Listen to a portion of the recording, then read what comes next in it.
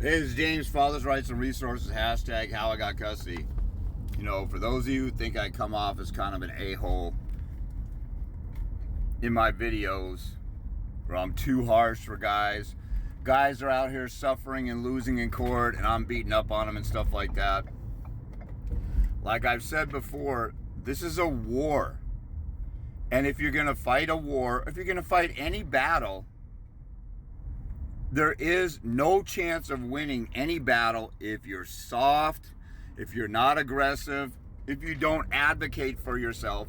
You never win a battle. Like, let's say you go to war with somebody and you're talking, hey, we like you over here. Hey, I want to get along just fine. Did that work for Britain when Chamberlain was the prime minister? While he's negotiating with Hitler and being a pacifist, and saying, hey, we want to work this out. We want to work this out. Hitler is swooping up. Poland, France. I don't know what else territories he really got domination of. Maybe Czechoslovakia or, whatever in that area. And so, since the nature of this is a war, and since I've been doing this 23 years, since I just stumbled across the answer, which is the only answer that works. I got on the offensive, went to war over my kid because I wasn't going to take anything less than being equally involved in the child's life. And then it just so happens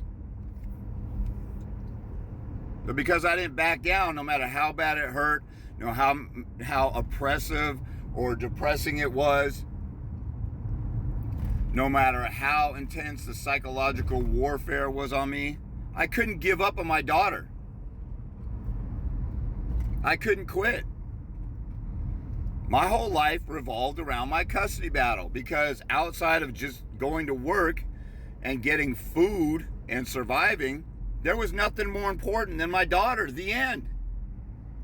Oh, it's hard. Oh, it's a lot. I got a lot going on. After work, I got to watch Monday Night Football. There's a doubleheader. And then there's Thursday Night Football. And Saturday, there's college football all day. And then Sunday, that's my downtime to relax and recoup from my hard job. You're the one who had a kid with a crazy person. The kid didn't choose. Your kids didn't choose their parents. You're a grown man. And you're the only one outside of possibly the mother. If the mother's an alienator, then really you're the only one who actually cares about not alienating your kids, not putting them in the middle of this. So guess who is the only one in the world who can rescue your kids? It's you. And if you want to whine, cry, pout, and moan and tell me all the reasons why you can't do it with all the free resources and help that you have out here, including my $50,000 worth of free videos, then you are the problem. And guys want to sit around in this soft, gentle, sweet, tender, loving, effeminate society and find every excuse as to why they're a victim, except to point to themselves. Now, yeah, it's not fair. It's not right. But it is the way that it is. And you either decide, I'm going to fight for my kid, and I'm going to do something about this unfair system, and I'm going to overcome it, or I'm at least going to try. And just by trying to do this, guys who make even half the effort I did and other guys, they up their chances 100-fold. Now, I've never told anybody, if you fight like I do, if you fight like all these other guys who won, you fight like them, you're going to automatically win. I've never told a guy that.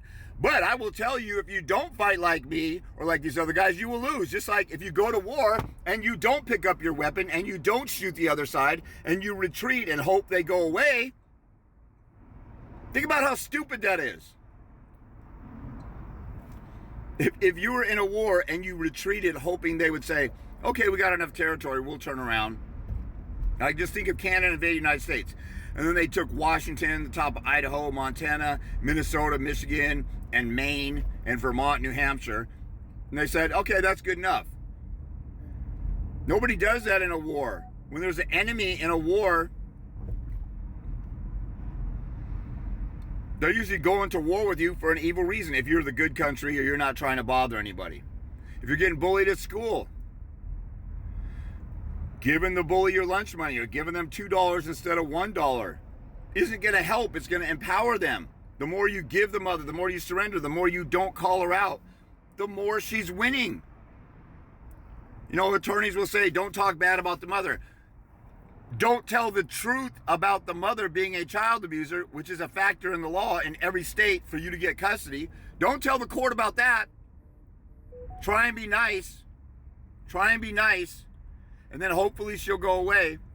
Meanwhile, the mother's lying about you, saying you're an alcoholic, child abusing, mentally ill, anger management, domestic violence perpetrating, mentally ill weirdo. And she's lying about you and your attorney saying don't tell the truth. That's insane. I don't get it.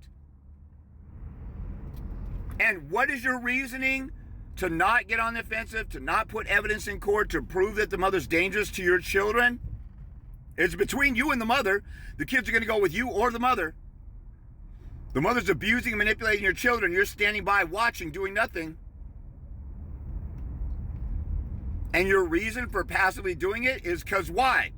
Oh, they told me so. My brother's cousin's sister's barber told me so. Well, how well did he do in court? Oh, he got totally creamed. So you're getting advice from a loser or somebody who's never done this stuff before.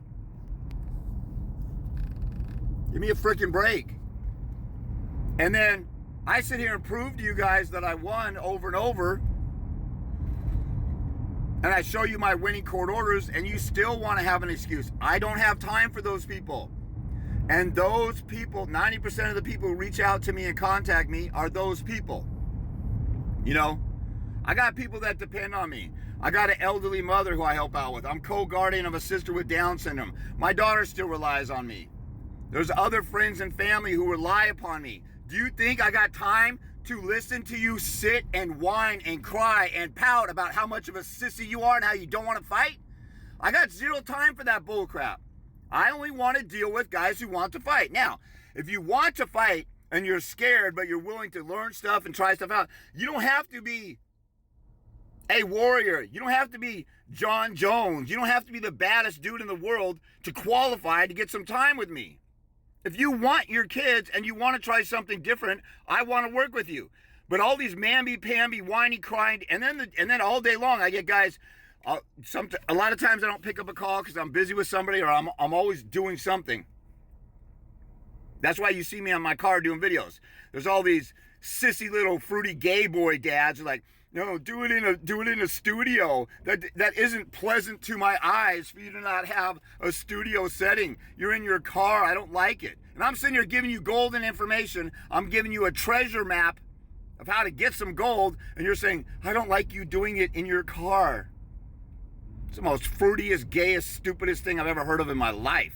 There's people with millions of followers who do videos out of their car. Just doing entertainment and yakking away and talking about a whole bunch of nothing that doesn't even matter in life. And then I got people who call me up and say, hey, what about this? Or they text me, hey, what about that? I'm like, man, that takes a consult to teach you that. I can't do a free consult in text messages. And I have to tell this to people over and over and over and over again. And then if I have a missed call and I got some time, I'll call people back. Maybe they want to schedule an appointment through calling. And they're like, well, I just got a quickie question. I'm like, what is it? How do I prepare for trial? Dumbasses think that because your question is only 5 or 10 words, that the answer is 5 or 10 words. You can't be that stupid. You just want to steal free time from me. And the people will say, well, I paid for a consult before. That doesn't mean you get free eternal time with me at your leisure. You pay for time, thank you. I always tell people, thanks for reaching out. But if you go buy groceries at the store, you don't get to come back the next day and say, hey, I bought groceries yesterday, give me these ones for free. You still have to pay for those again. And then you're going to get information you won't even get from an attorney, and the attorneys are $400 an hour, and then you want it for free for me, and you only want it in 5 minutes and it takes an hour? You're a dumbass.